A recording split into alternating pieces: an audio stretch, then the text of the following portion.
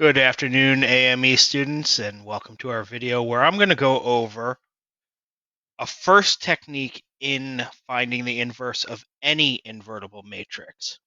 Now, in class, we would have talked about how to find the inverse of an invertible 2 by 2 matrix using the formula.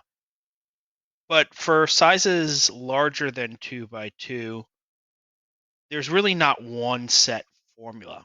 Instead, we're going to talk about some techniques over the course of the next few weeks that will allow us to find those inverses. Technique I'm going to show you today is the one that I generally use. I find that it is the one that requires the least memorization of any setup, and it feels very familiar because we've done something like this before. But before we get into the actual technique, let's talk about what we're going to be looking for when it comes to an invertible matrix. So remember that our theorem under the invertible matrix theorem states that a square matrix A is going to be invertible if and only if it is row equivalent to the identity matrix. And when we were checking to see if A could be invertible, if we were given an example, what we would do would be using Gauss-Jordan elimination on it to reduce it to its row reduced equivalent form. And if that looked like it was heading towards identity, we'd know that it would be invertible. All right. In fact, we found that the main requirement was to take it down to a place that had pivots in every row and every column, because a row echelon form matrix that had pivots in every row and every column would be row reducible down to identity. Remember from earlier in this section that we could also refer to elementary row operations as applying an elementary matrix by left multiplication to a matrix. So really, as we were going through the process to row reduce to identity, we really were just applying a series of elementary row operations. And we could have called the first elementary row operation E1, and the next one E2, and the third one E3, and that would keep on going, and we'd be applying elementary row operations till we reach the final one, which would be at En. And now in this case, we're no longer looking on the left side here of our expression as the row equivalent to identity, but instead we actually have something that is exactly equal to identity. So we do now have a product of matrices that once we've gotten to the nth step of elementary row operations, we finally have converted it to identity. Now this is really good news, as we can use this equation here to help define what we're looking for when we're trying to figure out what the inverse is. And what we're going to do here is going to rearrange some stuff in the equation. I want to give myself a little bit more space. So let's just space out a little bit here. We're setting everything equal to identity. Now remember, part of the definition, or not necessarily the definition, but part of the fact that we know that A is invertible is that A inverse will exist. Now I'm going to go ahead and I'm going to right multiply everything on the left side by A inverse. And just like in regular elementary algebra, if I'm going to multiply one side by something, I need to multiply the other side of the equation by it. So I'm going to go ahead and multiply identity by A inverse. Now this A and this A inverse will become identity. We'll still have En all the way through all of the different elementary matrices left multiplying identity, but now this is all going to be equal to A inverse, because identity multiplied by A inverse will get us just A inverse, and the identity on the left side can also go away. And now we have an equation for what A inverse is going to be equal to. It's going to be equal to the composition of all of those elementary row operations that we had performed on the matrix A to get it into identity. Now, another way to then build upon this is to think about, okay, how do we figure out what this composition is going to look like?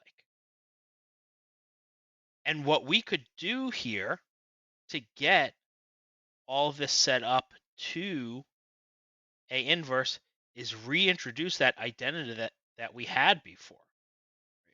And now what does this become? It becomes the application of that same set of elementary row operations to identity, and that will turn it into A inverse. So our process is actually going to be something that we've been doing a whole bunch already. It's going to be taking our matrix A, augmenting it with identity in an augmented matrix, and doing the operations necessary to then turn that into identity on the left.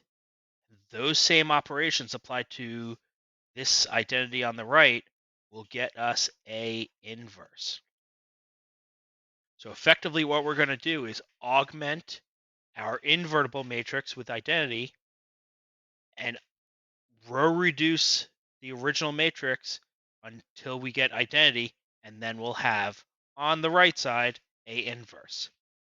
So let's look at an example of this, what this is going to look like. All right, with that set up, now let's find an example here. Let's do an example problem for finding the inverse of a matrix. Example I'm going to go with is 2, -1, 0, 1, 3, 2, 0, 4, 1. I take it on faith that this is invertible. You'll see as we go through the process that it is indeed invertible, and we will do essentially the work we would have done in checking to see if it's invertible as we go through and actually find the inverse. So my first step is I'm going to take this matrix that I have. I'm going to go ahead and change this into an augmented matrix and augment it with identity.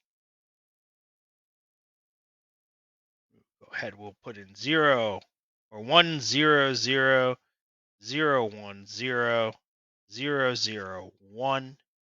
And now I'm going to do a series of elementary row operations to the left side to get it down to identity. Do those same things to the right side. So my first operation is I'm going to bring the first row up. This is now going to become 1, 3, 2, 0, 1, 0, 2, -1, 0, 1, 0, 0. And the final row will stay where it was. And we have our first step taken care of. Now you should see that the next thing we're going to want to do is take this 1. Now that's my pivot, clear out the rest of the column. So we'll subtract away 2 times row 1. And this is going to get us now 1, 3, 2, 0, 1, 0 in the top row, clearing out the 2 with a 0. Let's see, we're going to get -7 here, and we will get a -4 to go along with it. And then 1, -2, 0 on the right side. Final row will stay the same.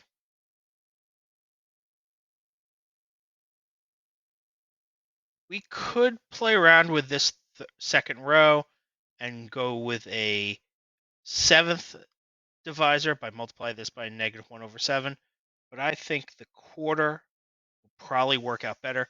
So I'm going to do a real quick swap there. Bring the third row up into the middle. And we'll now get our swapped matrix. So 0, 4, 1 with 0, 0, 1 will be now in the middle row. And the final row will be this row, which right now is the messiest of them. I'm going to go ahead and multiply everything in row 3 by 1 over 4. Fractions are going to come in. That's almost inevitable when it comes to invertible matrices. Just going to have to deal with them. The goal is going to be to try to find denominators that work the best. My other recommendation is to also keep a common denominator throughout. So don't try reducing fractions in the middle. Just leave them all in the same denominator. In fact, at the end of the process, we can factor out that common denominator from the matrix as a whole and represent the matrix as some scalar factor in front of it, along with a whole bunch of integers throughout the rest. So that's our middle row. And then we'll have 0, -7, -4, 1, -2, 0. And we'll be needing to clear out that -7 there.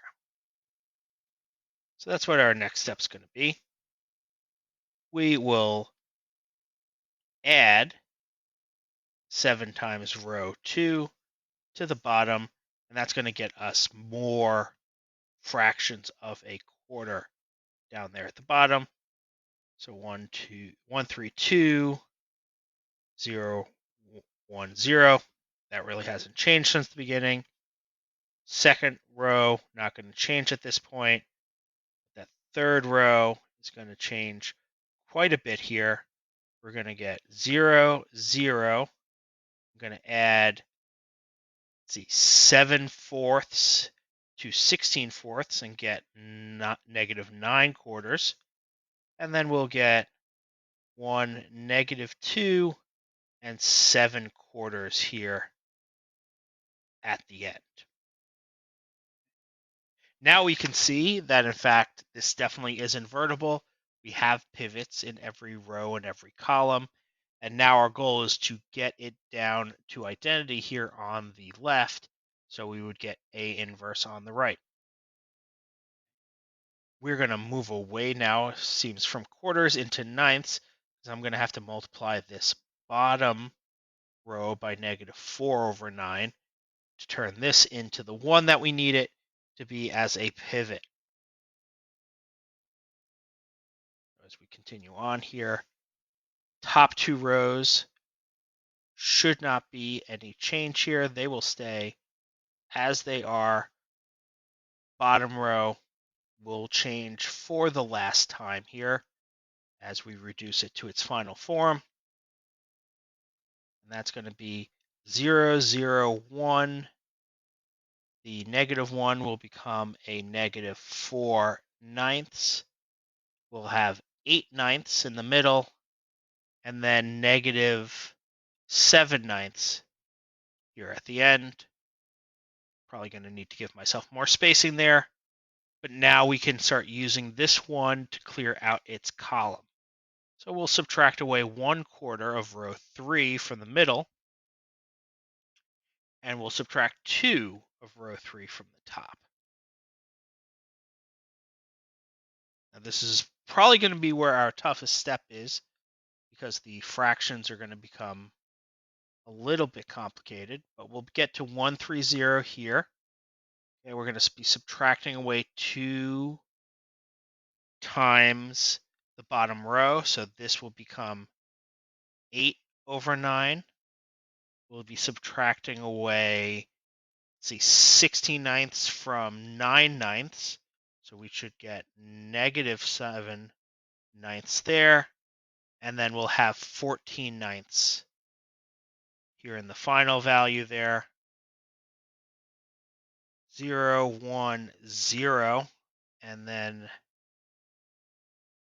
we'll be subtracting away, see, 1/4 of 4/9. So that's just going to be actually adding 1/9 in here. We'll have subtract 2/9 from the middle. And then finally, this is where we're going to have to start figuring out our denominators. So we will be taking 7/36, adding that to 9/36. That's going to be 16/36, but we're going to get that right back into ninths with 4/9. Last row will stay the same. And we're almost there. We are one operation away. This is looking good so far. Final thing we have to do is subtract away 3 times row 2. That's going to get us into our solved form. We will have now 0, 1, 0 here at the top. I have to subtract away 3 times R2 from everything. So that's going to get us into 5/9, negative 1/9, and 2/9 in the top row. And then 0, 1, 0, and everything else is the same. And our solved matrix has hit it at this point. And now you can see everything has that common denominator of ninths. And now everything here on the right is our A inverse. There we go. That is our solution. So A inverse in this case is going to be 1/9 because I can pull out that common factor with 5, negative 1, 2, 1, negative 2, 4, and negative 4, 8, negative 7 as the rest of our matrix. That's going to wrap it up for this example.